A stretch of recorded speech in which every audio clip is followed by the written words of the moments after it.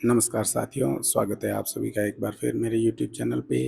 आज हम साथियों त्रिभुज का क्षेत्रफल निकालने का हेरोन के सूत्र से अभ्यास करेंगे। यहाँ हम समझेंगे कि किस प्रकार हेरोन का सूत्र त्रिभुज के क्षेत्रफल निकालने के लिए उपयोगी होता है और किस प्रकार इनके प्रश्नों को हल करते हैं। तो सबसे पहले हम समझते हैं कि हेरोन का सूत्र क्या है।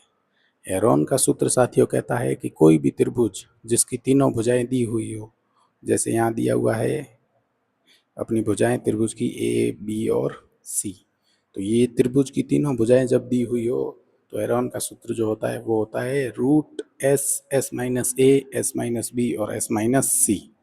यहाँ एस अर्ध परिमाप होता है साथियों, जो त्रिभुज की तीनों भुजाओं का योग होता है उसका परिमाप, उसका आधा, इसको अर्ध परिमाप बोलते हैं। ए प्लस बी प्लस सी बटा 2। तो एस की वैल्यू अर्ध परिमाप के रूप में रख के और हेरोन के इस सूत्र से हम त्रिभुज का क्षेत्रफल ज्ञात करेंगे। बढ़ते हैं प्रश्न की ओर। जैसा कि आपको प्रश्न दिया हुआ है, उस त्रिभुज का क्षेत्रफल ज्ञात कीजिए जिसकी भुजाएं क्रमशः 3 सेंटीमीटर, 4 सेंटीमीटर एवं 5 सेंटीमीटर हो। तो मैंने देखिए ये एक चित्र बना रखा है। इस प्रकार का त्रिभुज है जिसकी एक भुजा 3 सेंटीमीटर है, दूसरी 4 है और तीसरी 5 सेंटीमीटर है। तो इस त्रिभुज का हमें क्षेत्रफल निकालना है। अब जब इसकी भुजाएं दी हुई है तो इसका क्षेत्रफल होगा हेरोन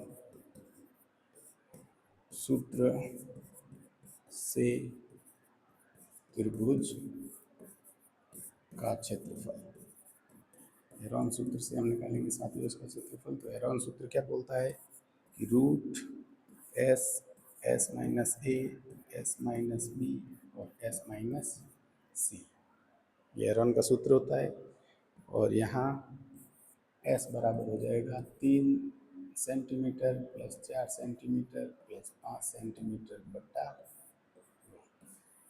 ठीक है। तो एस बराबर अपना आ जाएगा 3 और 4 हो गए 7, 7 और 5 12, 12 बटा 2 का मतलब हो गया 6 सेंटीमीटर। एस की वैल्यू आ गई साथियों 6 सेंटीमीटर। तो वो वैल्यू इस हेरोन के सूत्र में रखनी है। तो यहाँ एस बराबर हो गया 6, वापस से चाहिए सब सेंटीमीटर के अंदर है साथियों, तो ये लास्ट में हम लिख देंगे या फिर अभी लिख देते हैं एक बार। 6 सेंटीमीटर कोष्टक 6 सेंटीमीटर माइनस ए आप इन तीनों में से किसी भी भुजा को ए बी और सी क्रमशः मान सकते हो। तो जैसे हमने माना पहली भुजा है 3 सेंटीमीटर, वापस 6 सेंटीमीटर माइनस दूसरी जो भुजा है वो 4 सेंटीमीटर और वापस से 6 सेंटीमीटर माइनस 5 सेंटीमीटर। इस प्रकार तो आगे देखिए अंडर रूट के अंदर 6 सेंटीमीटर, 6 में से 3 तो गुणा बचेगा 3 सेंटीमीटर, गुणा 6 में से 4 गए तो 2 सेंटीमीटर, गुणा 6 में से 5 गया साथियों तो 1 सेंटीमीटर। तो जब इन सब का गुणा करेंगे तो बचे अपना अंदर बनेगा रूट के अंदर 6 तिया 18, 18 दूनी 36, बनेगा 36 सेंटीमीटर की घात कितनी बनेगी साथियों 1, 2, 3 और 4। तो ये 36 सेंटीमीटर की घात 4 बनेगी।